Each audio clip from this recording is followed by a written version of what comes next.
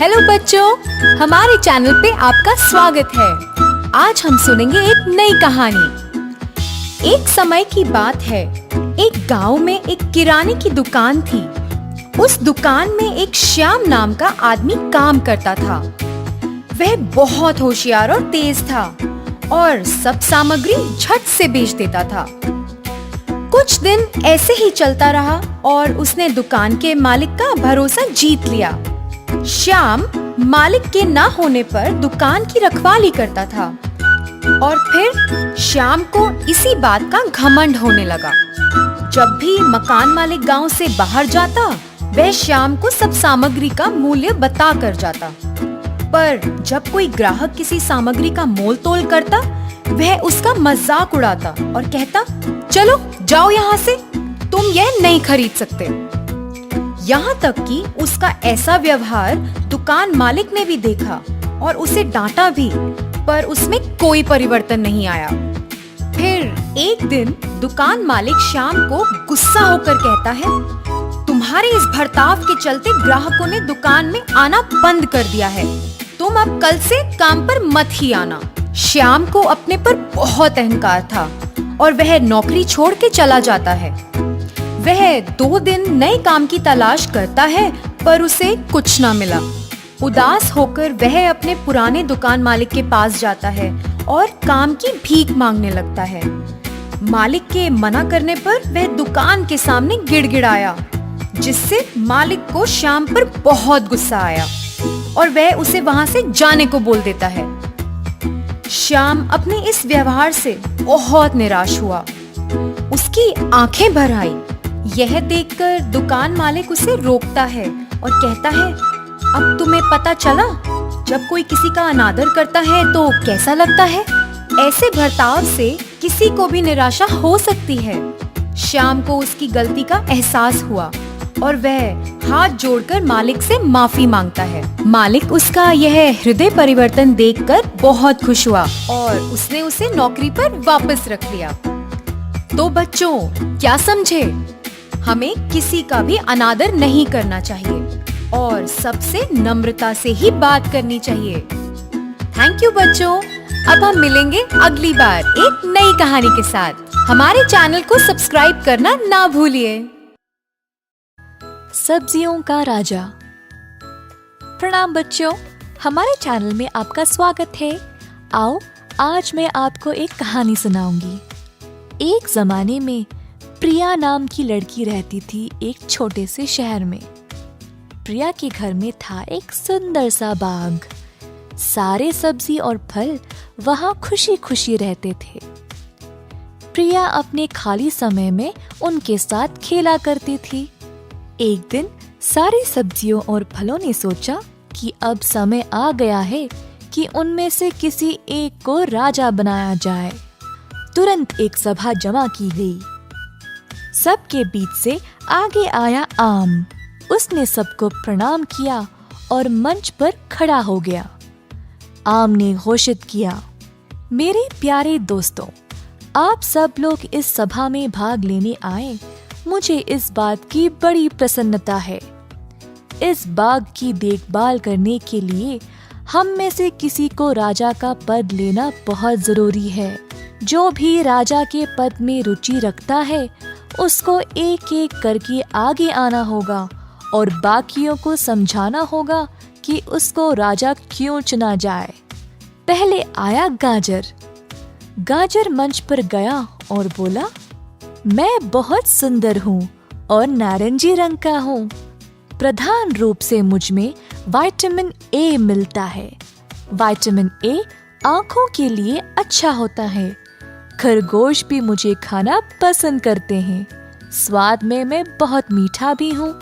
मुझ में ये सारी खूबियाँ हैं, इसीलिए मैं राजा बनना चाहता हूँ। सब गाजर के लिए ताली बजाते हैं। अब आया आलू और बोला, मुझ में महत्व रूप में कार्बोहाइड्रेट्स होने के कारण मुझे खाने वाले को बहुत शक्ति मिलती है और मैं सारे मौसम में उपलब्ध भी हूँ। आलू के बाद आता है पालक। पालक मंच पर खड़ी होकर बोला, गाजर की तरह मुझ में भी विटामिन ए मिलता है, पर मेरे पास आयरन और फाइबर भी मिलता है। मैं केवल आँखों के लिए ही नहीं, पूरे शरीर के लिए फायदेमंद हूँ। इसीलिए मैं राजा बनना चाहता हूँ। सबने ताली बजाया और पालक की बातों में हाँ में हाँ मिलाई। उसके बाद आया ब्रोकली। मैं बहुत सुंदर हूँ और हरे रंग का हूँ। मुझ में नींबू से ज्यादा विटामिन सी है और दूध से ज्यादा कैल्शियम भी। जो लोग हर रोज व्यायाम करते हैं, अक्सर वही लोग मुझे ज्यादा खाया करते हैं, बोला ब्रोकली गर्व से। एक एक करके सभी सब्जी आगे आए और अपनी खूबियों का प्रदर्शन किया। आम ने सब कुछ एक किताब में लिख लिया। सबकी बारी समाप्त होने के बाद आम ने थोड़ा समय सोचने के लिए लिया। कुछ देर बाद आम आगे आया और बोला, हर एक सब्जी की अपनी अपनी खूबियां हैं और शरीर के लिए जरूरी भी। मैं ये निर्णय नहीं ले पाया कि हम में से राजा बनने लायक कौन है।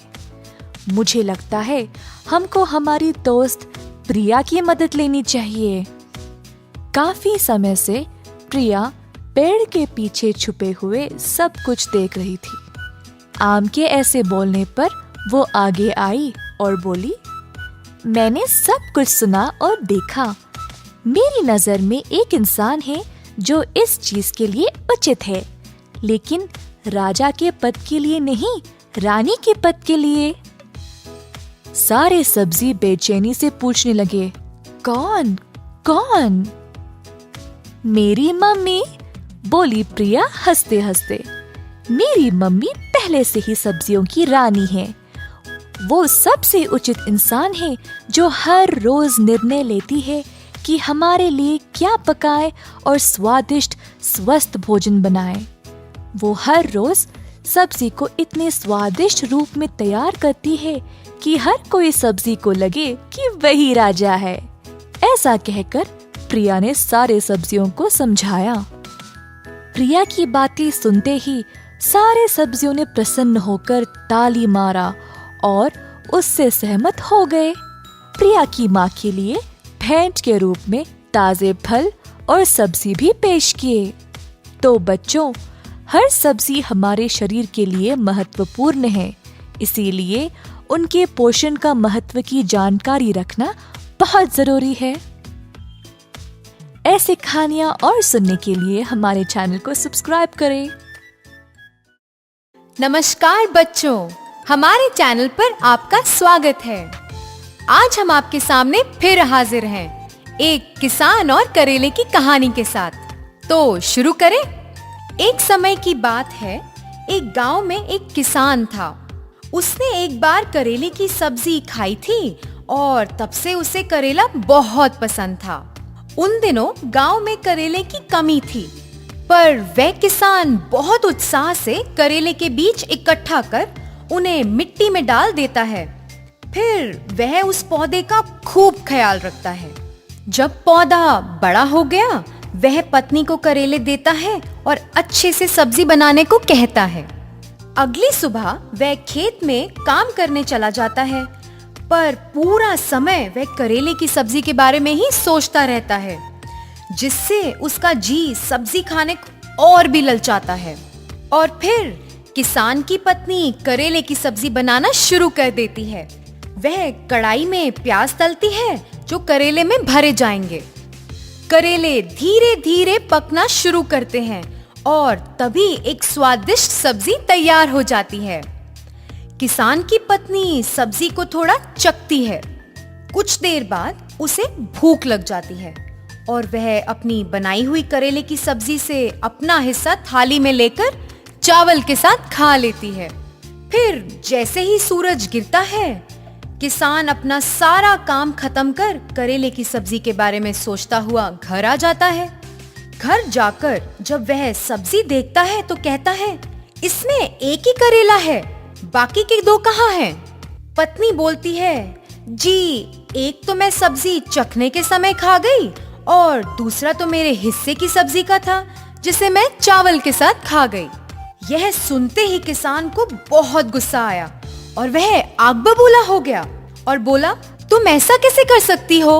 ऐसे ही पत्नी तीसरा करेला खाते हुए कहती है। बेचारे किसान को सब्जी चखने का मौका ही नहीं मिला।